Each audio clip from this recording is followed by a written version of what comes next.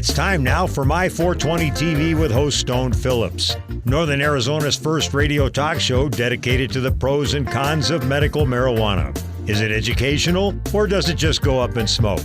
Information everyone should hear, airing weekly, so make sure you tune in. And be sure to watch online at my420tv.com. Here's your host, Stone Phillips.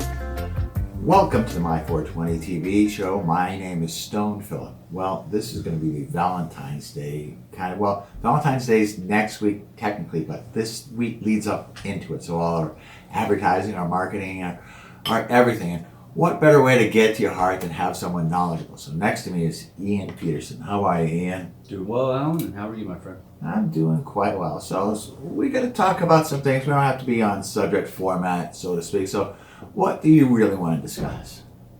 I think we should maybe talk about the upcoming opportunity for the legalization of recreational cannabis and the benefits maybe that can benefit our state. And you can tell them why in July is the magic month. Go ahead, Ian. Well, we're have till July 1st to get all the signatures necessary to push forward this ballot, the Smart and Safe Act of 2020 here in Arizona. So all the Arizona voters can go out and basically sign up at your local dispensary, health food store location. You're going to see that ballot out there, and you're going to have the opportunity to go ahead and sign that. Very simple. Take a minute to do it. Sign it up, and let's go ahead and move forward for the actual third time, of which we've been twice on the books for it, and we're the only state in the country that didn't just get it the first time. Let's go for it on the third time. I think third time's a charm here. Well, third time is a charm. Why don't we go in depth? What will that do for our state as far as the users and the income revenue and the health as well? I mean,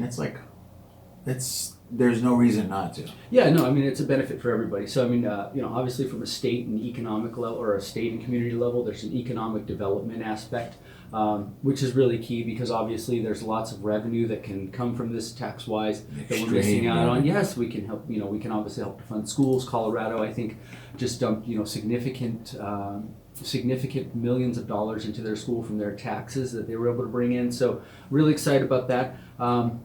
Not just that, but again, we can talk about the decriminalization of cannabis, which is really huge.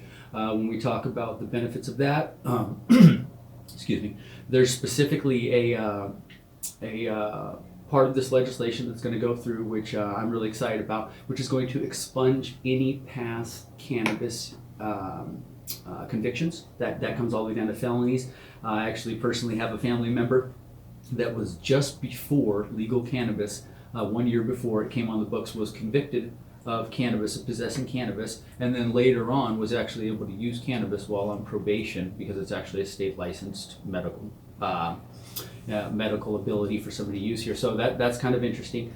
So I guess there's a bit of hypocrisy that we're just really hoping to kind of just get over with that. So we'd love to see the expungement, and again, definitely open it up to a wider base, not have to pay for a card, which of course is now you get it for 2 years, but it's still quite expensive and a hurdle for a lot of people, and then the process. So I think we should treat it like alcohol and really look at it in a responsible and safe manner. And so I think that's why the Smart and Safe Act is probably going to be a good one for us here in Arizona. And what a nice name for it. It's not like it's hiding anything. It's smart and safe. Yeah. Well, what age do you think? What age do you think? Okay, well, obviously consumption, I think, would probably be at 21 would be reasonable. Legal levels, 18. I think, I'm going to tell you, I have a hard time. This is what I think. I'm going to tell you, and then I'll dabble in your opinion about this one. If you're old enough to serve this country, you're old enough to vote for someone who's going to be running this country, you should be old enough to do what you want. You're old enough to have a firearm. Okay. Oh, certainly. I completely see your point. And again, I'm not really stuck one way to another. But I think as far as the legislation and for moving it across, I think for your average parent or a person that's really just doesn't have experience with cannabis, for them to get over that hurdle. And when I think the limit unfortunately for alcohol at this point is I think you probably parry that should be 18 as well. I'm with your argument. Hold on now, because that's just where I'm going. Well, when that's technically not setting precedents in all forms. It's setting precedents in one way, but with marijuana, you don't really get the people that saying, I'm an angry stoner. You're not. Oh, sure. Yeah, I just think there's, an ability for, responsibility. I think, cannabis is great, but I think responsibility is something that maybe we should really talk about in the next segment, because that's something. We're wrapping it up. This is Ian. Alan's the man. And happy 420, everyone. You can see him on your website. It's Source Hemp CBD. No, you had it. SourceCBDHemp.com. I'm sorry, and you can follow me at therealianpederson.com. You've been listening to My AZ TV with host Alan Elfman, your weekly source for the best Sedona hotels, restaurants, shopping, tours, psychics, and more. Every Friday at 4:30 p.m. His motto: tune in today and plan for tomorrow. Don't forget you can watch live online at myaztv.net. That's myaztv.net.